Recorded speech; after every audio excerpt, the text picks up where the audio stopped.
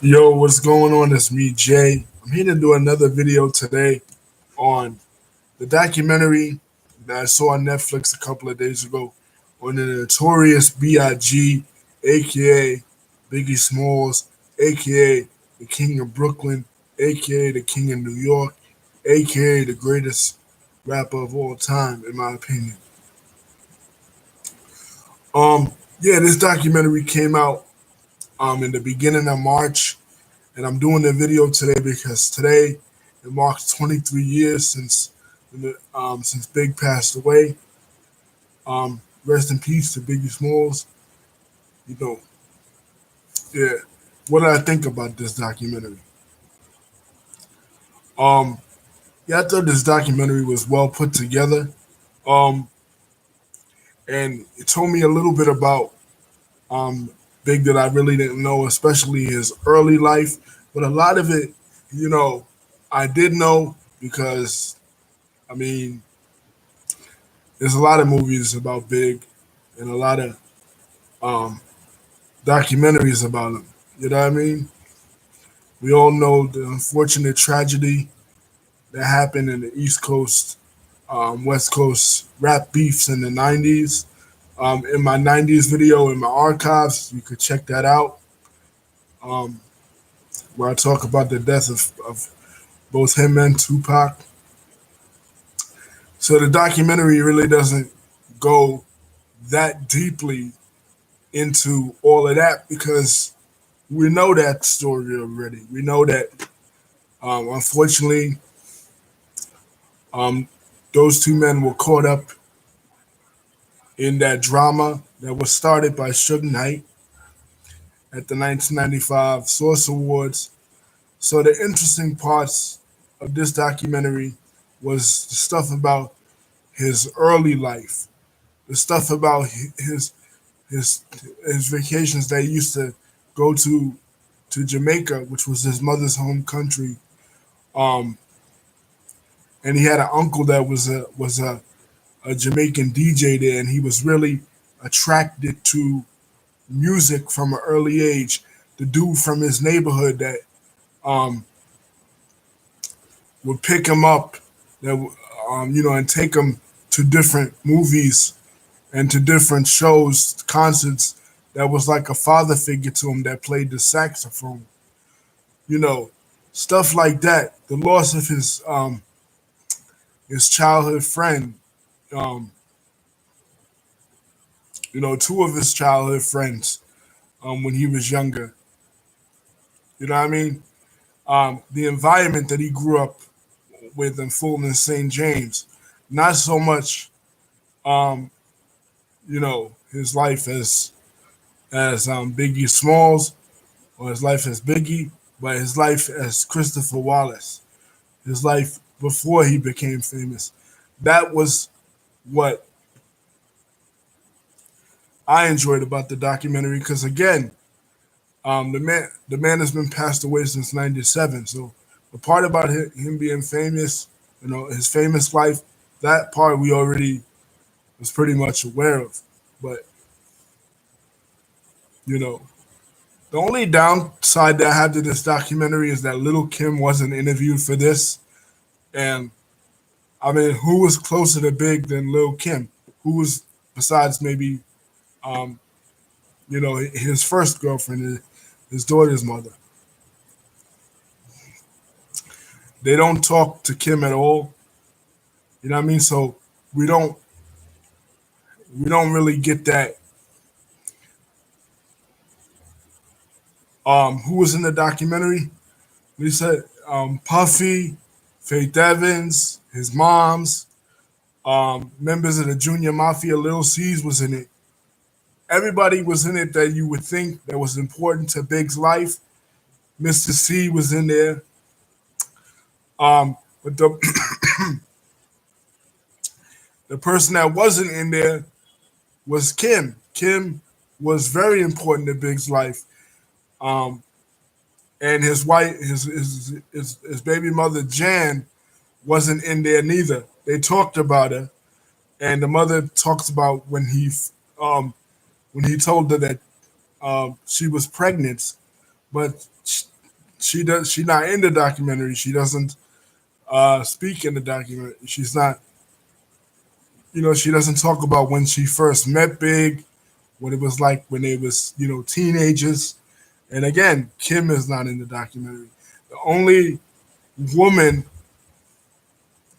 that Big was linked with that's in the documentary is Faith Evans. So I got a feeling that in the mind of his moms, the only woman that really mattered to her in her mind um, was Faith. You mean, which is really messed up because, uh, yeah, Kim didn't have a kid with him. You know what I mean? Because he made her get the abortion. You know what I mean? But I think anyway, in my opinion, uh, Kim mattered to him just as much as Faith, just as much as his daughter's moms. So Kim is really missing from this documentary as far as her speaking. Of course, they talk about it. What they don't talk about um, is their relationship. They don't touch on that at all. They completely zoom from his childhood, his life as a drug dealer in Brooklyn, to when he became famous. You know what I mean? They skip over the personal aspect of his life. I guess because no, his kids don't speak at all.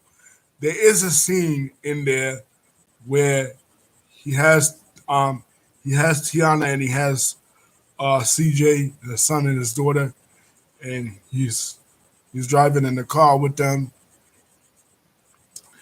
and but he's with Faith. You know what I mean? So there's one scene, but that's when they was little. As adults, nah, they're not in the documentary. They should be though. You know what I mean? Puffy is in the documentary a lot. You know, um, nobody, nobody from the other side, Death Row or anybody is in this. Just really mainly Puffy is in it, and members of the Junior Mafia. Um, they don't really talk about the incident at Quad Studios really all that much. They cut, where Pac got shot and he thought it was big. They mentioned it like briefly, but really they just skip over it, which is crazy because like, okay, these are key points to the life to Big's life. You know what I mean? Like, I mean, yeah, we heard it all before. I mean, it's kind of like with Selena, where okay, we know the story already, but it'd be interesting to get different perspectives. You know, I that like I said, the thing that stood out to me was that Kim is not in the documentary. You know what I mean? I feel like her side and how she was treated when she was dating Big was not really was never really told because nah he didn't really say to me nothing that really stood out, Lisa, because he basically just said the same old thing that he always says that they were shocked when uh Tupac came out with the song Hit 'em Up. They didn't understand it really. They was really caught off guard. They didn't really take it all that serious. Um you know, at first. But what I liked was like there was scenes where like there was footage that home videos, footage of Big that we never really saw, like when he was on tour, when he was when he went to England and everybody in England knew all the words to all his songs and he was and him and his crew was just shocked because it's like, you know, this is England and like people from Brooklyn don't really be thinking that people from the UK really know anything about rap, and all these people know all his songs. You know what I mean? So footage of him on tour, like home videos that he made, that was the unique part because that's really not a side that we ever really saw from Big in all the documentaries. That's yeah, he went to the UK.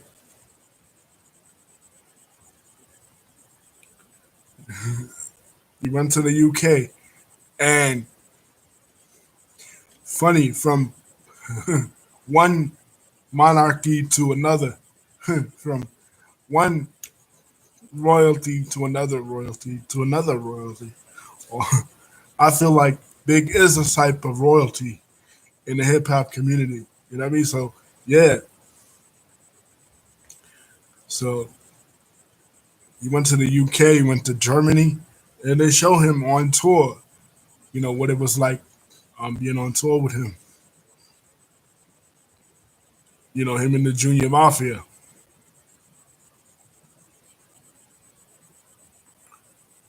Uh, from what I can remember, Lisa, she said a lot of stories. I liked, um, you know, the story that she told when she had when she talked about her when she had breast cancer, how he was he was always there for her, there for her, and he said he would tell her like, no matter what happens, I'm always gonna be by your side. I'm always ride for you, and it really showed the kind of good son that Big was to his moms. She talks about for the first time ever. Um, she talks about when she got pregnant and um, Biggie's father. You know what I mean? And they show footage of Biggie's father. Um, he really looked a lot like his father, but his pops was skinny. You know what I mean? But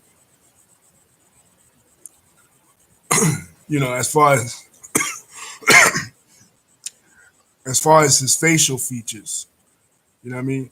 And she talks about how she didn't know that his dad was married, and for the first time ever, um, too. That's another thing. They show Biggie's grandmother. Um, whenever they talk about Biggie, they never really. They always talk about his mom's and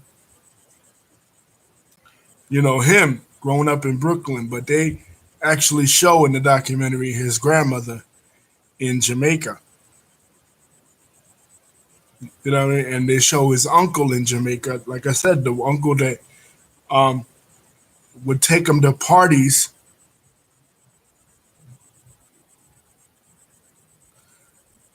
This uncle would take him to the Jamaican parties, and he would go every summer practically to Jamaica, and when he would go there, his uncle would take him to the Jamaican dance hall parties, and he would just be mesmerized by the lyricism of dance hall music, and he would come back to America, and he would tell his friends about the Jamaican music, the reggae, old school reggae music that really they didn't really have any idea about. And he was also through his mother, he was even into country music. So one thing that this really exposed is that Big growing up, he wasn't just into hip hop and that was it. He had a wide range of uh, musical taste and musical interest, from jazz to country to reggae, um, that he would listen to. Because his moms does talk about it, that when she was growing up in Jamaica, the kind of music that she really loved was like that country music, because she grew up um, in a rural country life in Jamaica.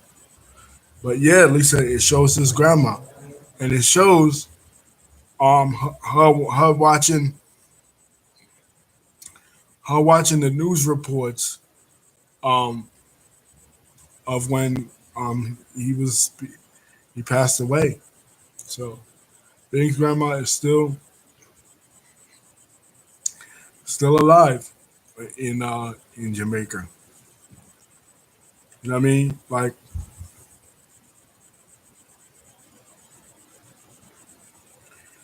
yeah, Lisa asked his mother talk about. Yeah, he always got good grades. You know what I mean? But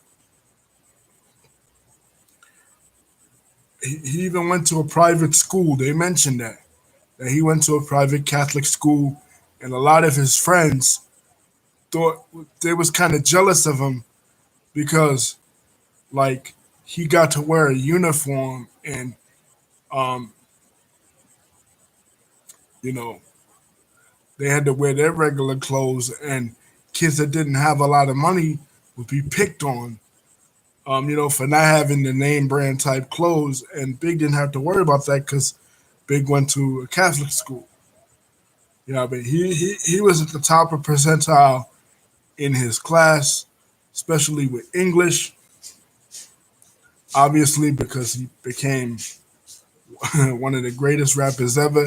You really can't be a great rapper if you really, well, now you can, but in those days, back in when Biggie was rapping, you really couldn't be a great rapper unless you were proficient in the English language. You know what I mean? So yeah, he was a genius. He was a genius with a very high IQ, very well educated, and that was the thing. I think with him as he became older, a lot of times when people are very smart, um, sometimes in the school system, you know what I mean, they just become bored. You know what I mean?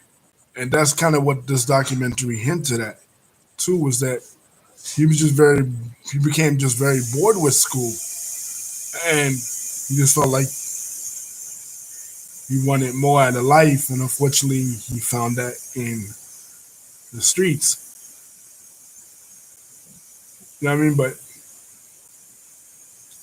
his friends would tell him like, you know, you more smarter than that. You shouldn't be doing that. You got real talent when it comes to rap, because that was his passion. He would always, what I mean, write lyrics and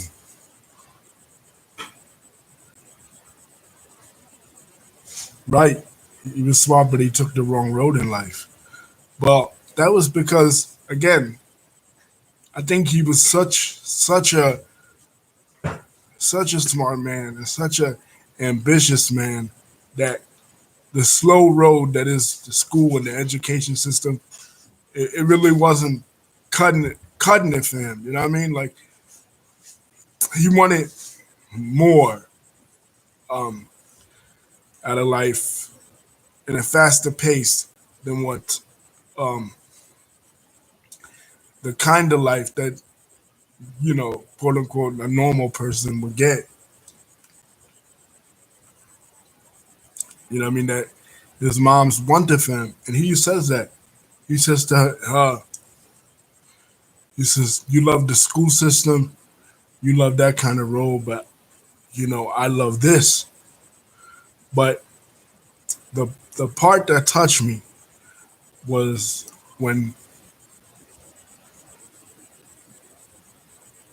right, right, Lisa, you're right. because the school system goes so slow, and it's not just you in class; it's other kids that don't have the understanding and the intelligence that you have. So they have to intentionally slow it down for some kids that might not be able to understand it. But for the person that can really grasp it and that is more advanced, it gets boring for them because we learning at the pace of other students. So something like that was what happened to Big. You know what I mean? So when he got bored with that life and when he got bored with the school, um, the streets came calling and he became, you know, the notorious B.I.G. that we all know. You know what I mean? And you could just tell that listening to his lyrics, the man's wordplay in hip hop was just amazing. They say that too, that when he started rapping, they never really heard no other rapper like that with his type of flow before that. You know, nowadays, um, I don't know if he would be as popular nowadays in rap as he was back then because the game has changed. You don't you don't need amazing wordplay to be a great rapper. You don't even need to write your own lyrics. You know what I mean? You just get somebody else to write it, or you just repeat some simplistic phrase over and over. But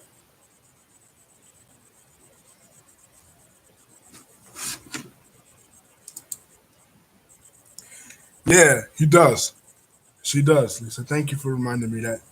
She talks about the mashed potato, quote unquote, the mashed potato incident, where she he had cocaine under his bed, and she assumed it was um, hardened mashed potatoes, just like it shows in the movie. But she tells it more vividly in the documentary.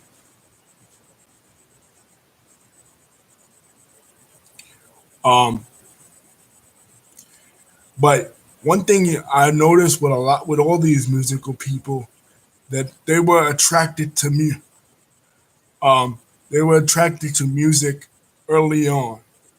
Like I personally believe that the road you're meant to take in life, God will put the steps, things in your way that will allow you to take those kind of steps. So the mentors that Biggie had, like the saxophone player or his uncle from Jamaica, or even his mom's love for music, already paved his road that he was going to go down later in life. You know what I mean? He was. I believe personally that yes, our lives are determined by the choices that we make, but ultimately, I believe that God determines where our life is going to end up. And Biggie's love for music um, attract, pushed him towards that. You know what I mean? So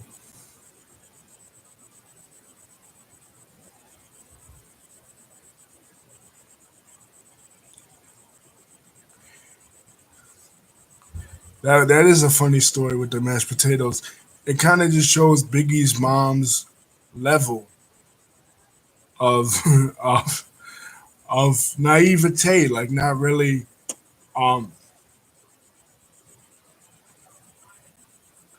not really assuming the worst in her son, and not really knowing a lot about um, what life really was like growing up in Brooklyn um, in the '80s when there was a lot of crack cocaine. But I recommend this documentary. It's a really sweet documentary. As far as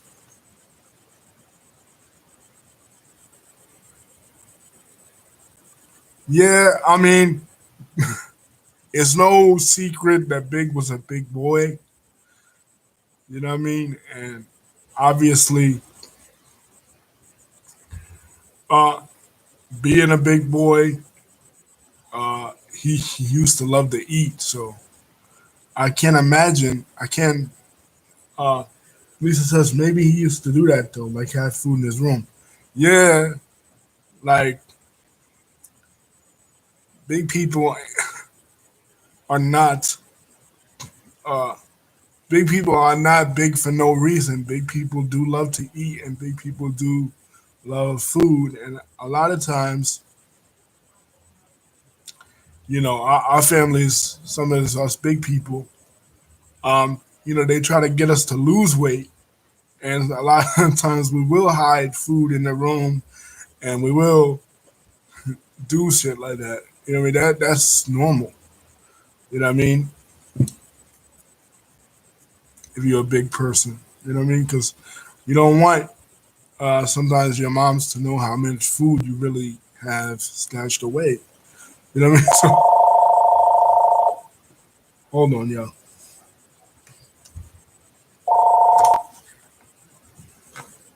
Hello?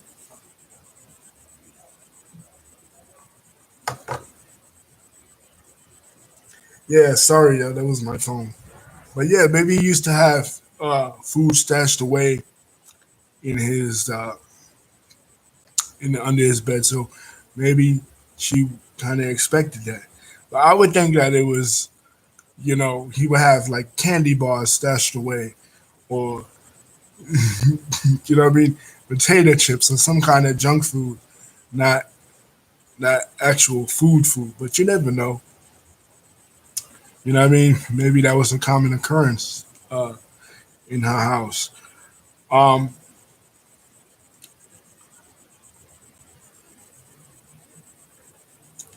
but of course, it talks about how he used to dress. You know what I mean? That he was a dress. He was always a fly dude. You know, because people think because you're big that you're big and sloppy. You know what I mean? That you dress like a bum. But Big was Big Papa. You know, like he used to get all the girls not because of how he looked, but because his personality was.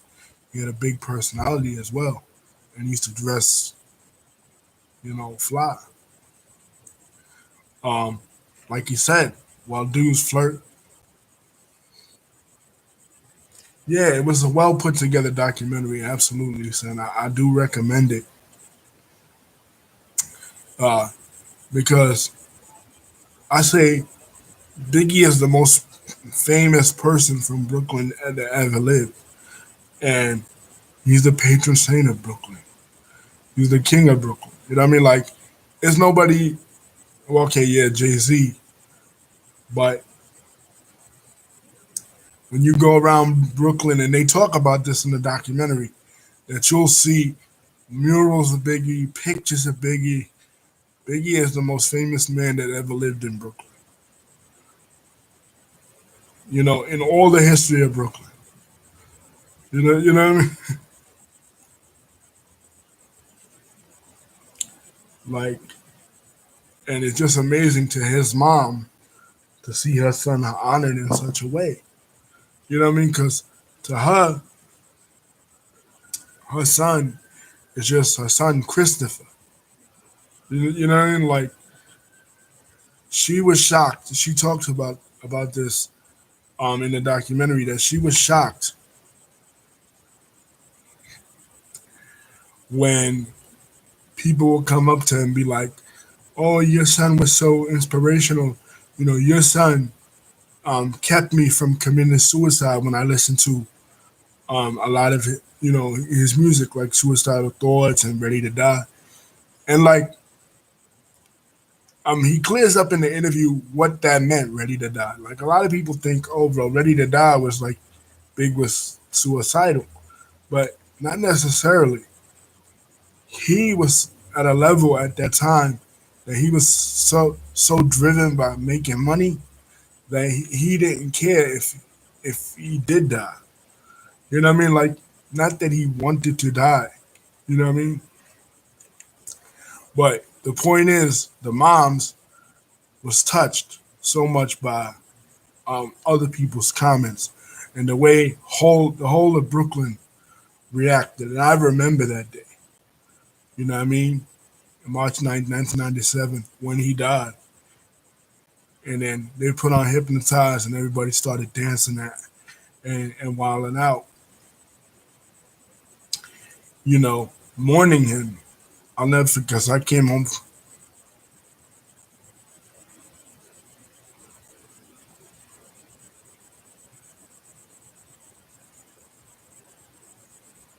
Right. But then again, at least so that's true. But Jay Z is still alive. That's what I'm saying. Uh, when Jay Z passes away, you don't know if that will ever happen. But I don't think so. It will happen simply because I'll tell you why. Biggie, when he got up there in the Source Awards, he represented Brooklyn. We did it, Brooklyn. We did it. And just saying it gives you chills to this day. You know what I mean? Just saying, uh, you know, remembering when he said that. Nobody represented our borough and our borough more than he did. He wore Brooklyn on his heart and he wore Brooklyn on his sleeve. You know what I mean? He had a love for Brooklyn and Brooklyn had a love for him. People love Tupac around the world, you know what I mean? But in Brooklyn, in this borough here, is nobody that will ever say publicly, at least, that Biggie was better. I mean, that Tupac was better than Biggie. Just because people will be mad at you if you ever said that. Just because this is Biggie's town, So Lisa's absolutely right. Jay Z don't get the respect as far as just Brooklyn, because Biggie represented Brooklyn. This is his town. He owns this town. Like, if you didn't know who Biggie was and you came from, like, say he came from another country, right, and you didn't really like a far off country that doesn't have no rap or nothing. Like, say you came from like uh hypothetically speaking, Kazakhstan or Zamunda, right? And you didn't know anything about music or rap or Brooklyn or anything, and you saw pictures of Biggie. You would think that Biggie was some uh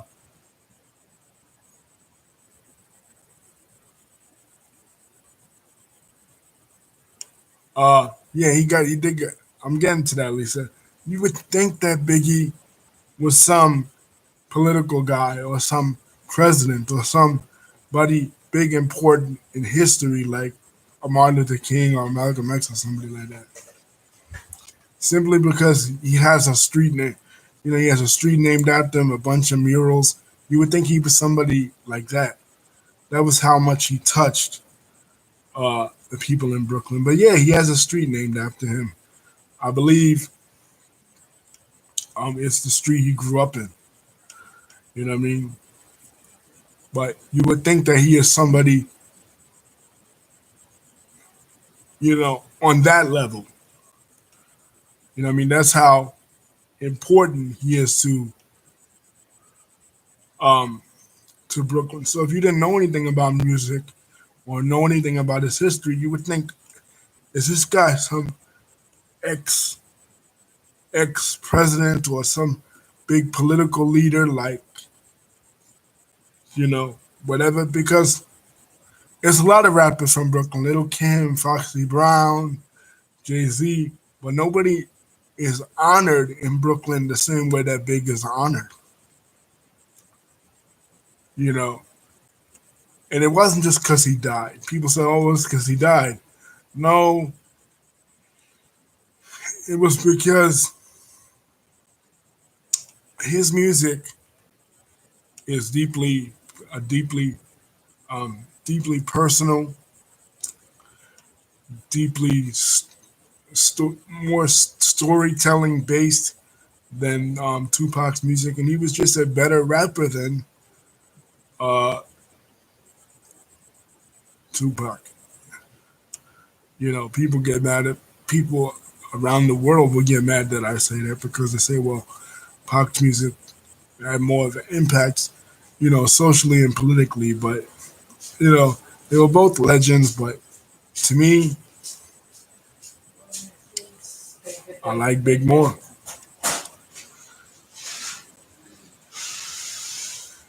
But yeah, I love this. Um, the song I'll be missing you. Of course, that was the best song of 1997. That song was everywhere. Um, and will always love Big Papa. Oh, you took a picture of it, Lisa? Wow. Okay. Yeah. My favorite album was the first one. He only had two. You know what I mean? But the first one, Ready to Die. One with him is the baby. Just because the album from beginning to end to me is a masterpiece.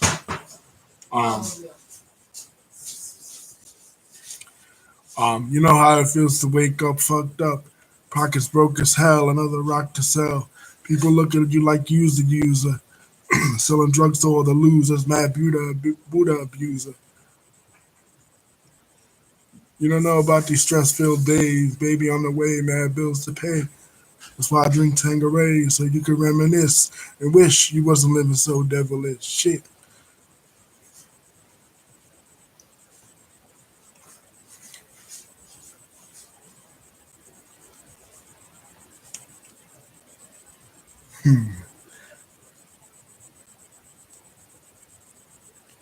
That's just um, a, li- a little bit of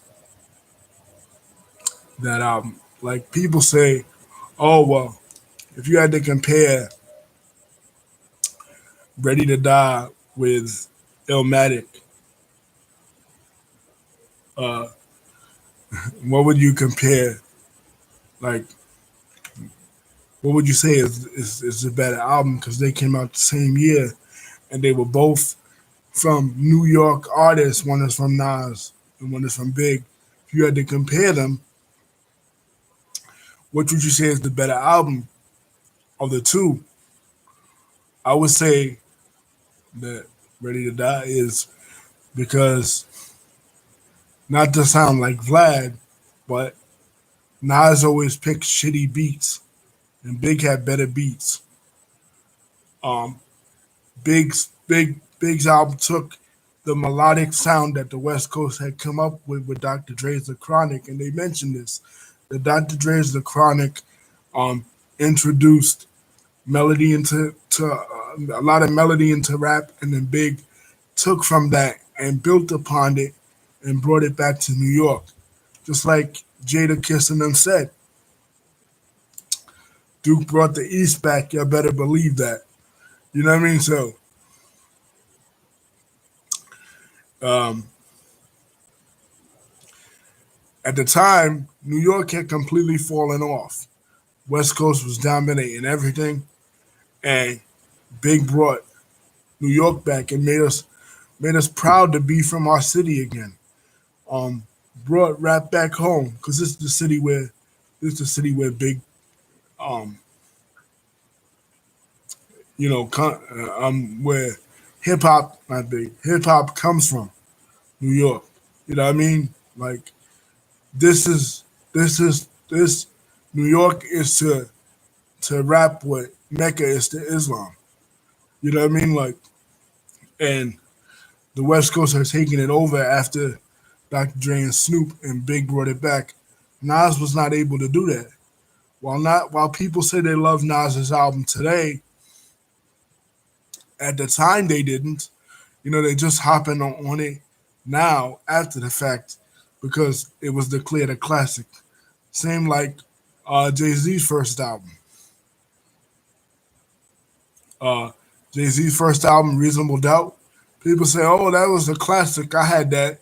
Chances are you probably didn't have it because it didn't sell so well.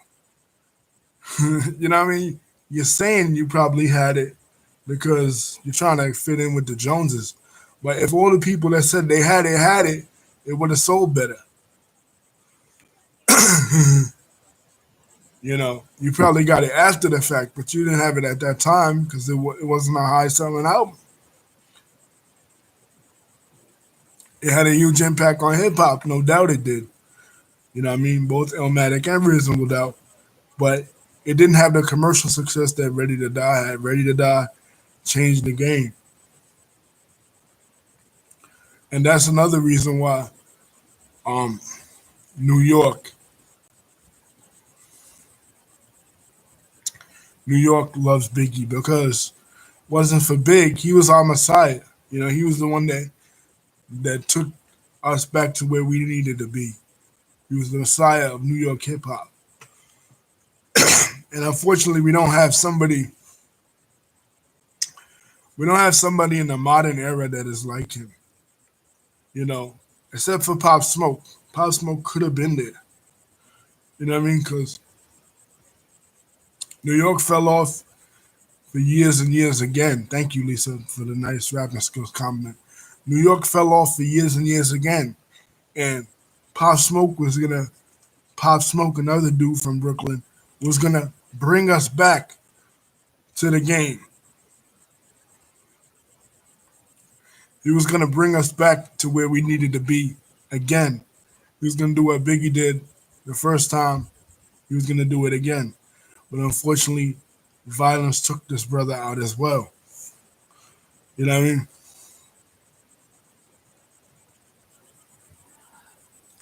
And right now, New York doesn't have anybody. You can't really say that Cardi is that for New York because yeah, she represents NY a lot. You know what I mean? Her accent, her swag, and everything. But once again, like Lisa said with Jay Z with Brooklyn, she transcends New York. You know what I mean? Like she's not just a New York rapper. She don't really wear New York on her heart, the sleeve like that. And plus, um, she's not a hardcore hip hop artist. Yeah, I do. I do, Lisa. I think Pop Smoke was going to because look at his impact now. He started the Brooklyn drill movement. Like basically what CJ did with Whoopty was what Pop would have did if Pop was alive. That Whoopty shit, it sounds exactly like uh Welcome to the Party. He took he did just the same thing Biggie did. He took the sound of another part of the United States, another part of the United States, and even another part of the world, the drill sound that originally comes from Chicago and then went from Chicago to London and then back to New York. What I'm saying is Pop Smoke took that drill sound, remade it, reintroduced it back to New York, and was gonna use that to bring New York, put New York hip hop back on the map. But unfortunately, um, that didn't that didn't happen because Pop lost his life. But uh, ironically enough, CJ couple months after uh, Pop Smoke comes out, CJ comes out and then makes Whoopty, and it sounds exactly like Welcome to the Party. Listen to Whoopty and then listen to Welcome to the Party, and you will see the similarities, Lisa. It's the Brooklyn drill sound. CJ is the guy that made Whoopty. Just to clear that up, when I said CJ, I'm talking about the rapper that is signed to French Montana's label, not CJ Biggie's son. You know, I know um, we're going off topic. You know, we're talking about Big in the documentary, but it's it's pertinent to the topic because this is big city and this is you know his love, New York hip hop, and right now, uh, there's nobody from New York really repping New York. But yes, Lisa, I do think that pop,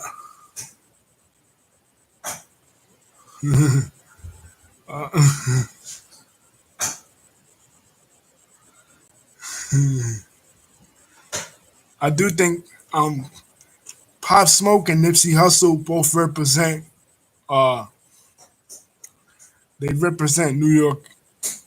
They represent New York and the West Coast, the biggest losses that we've had in the modern era. Kind of like they're kind of like the Big and Pac of their era, in the same way that Big and Pac was. Excuse me. You know what I mean?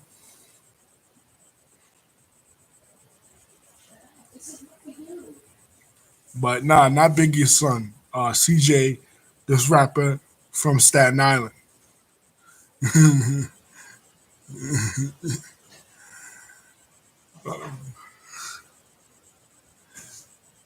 Yeah,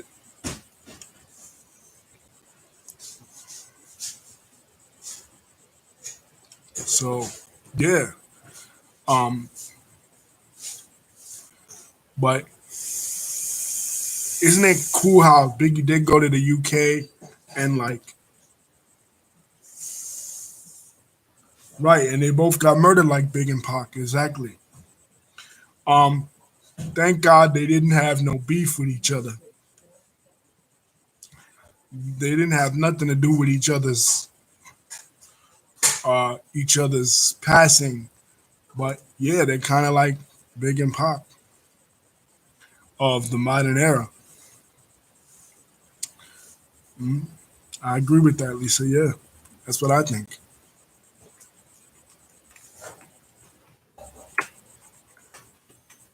Yeah, that was my cat.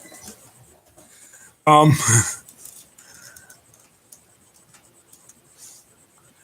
but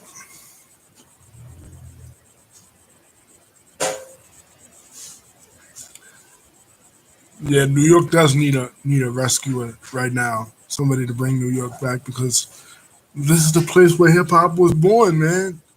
Like, how are we gonna let other states and even other countries like London and shit outshine us, New York? We the originators. We the ones that created this whole rap thing.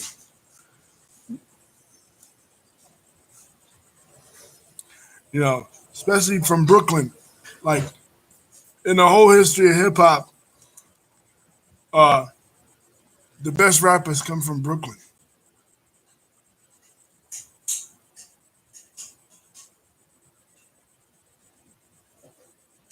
I mean, Big Daddy Kane, who Big was influenced by, was a Brooklynite. Big himself, Jay Z, Fab, Lil Kim, Foxy, mostly all from Brooklyn. The Bronx might have started hip hop. Queens has more rappers than Brooklyn has, but Brooklyn has the best. So I'd rather have quality over quantity.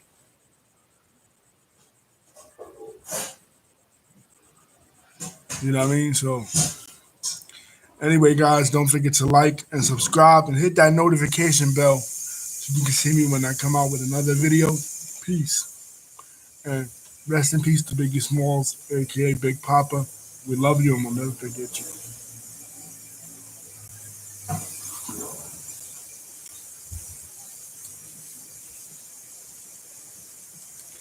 And like I said, you think people might be the Queen of England or the monarchy of England, but Big was the monarchy and king of New York.